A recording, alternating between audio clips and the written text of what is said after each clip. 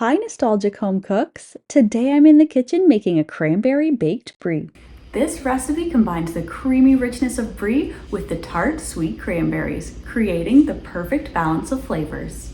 This recipe is so easy to prepare, you'll be making it again and again.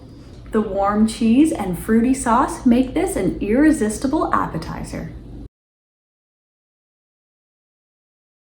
This easy recipe is perfect to serve with a variety of accompaniments like crackers, bread, apples, or pretzels, and is a fun finger food at any gathering.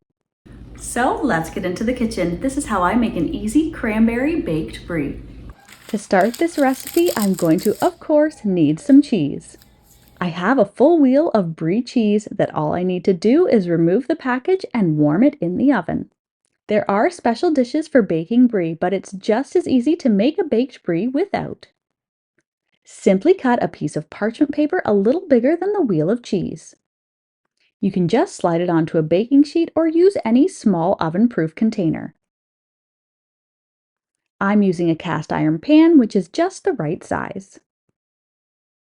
Now I can place the cheese into my preheated oven at 350 degrees Fahrenheit or 180 degrees Celsius, and let it bake for 12 to 15 minutes, or until warm and very soft when you press lightly on the top of the cheese. This recipe is a great use for leftover cranberry sauce from the holidays, which you only need to arrange on top of the baked cheese.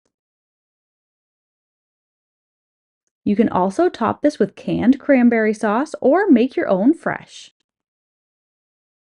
If you want to make your own easy cranberry sauce, check out the link here or grab it from the link in the description box below. Make sure to serve your bright and festive easy appetizer with an array of different accompaniments for everyone to slice and serve with their warm and fruity cheese.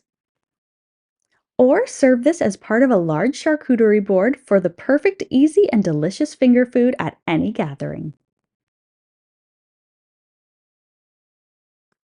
Enjoy!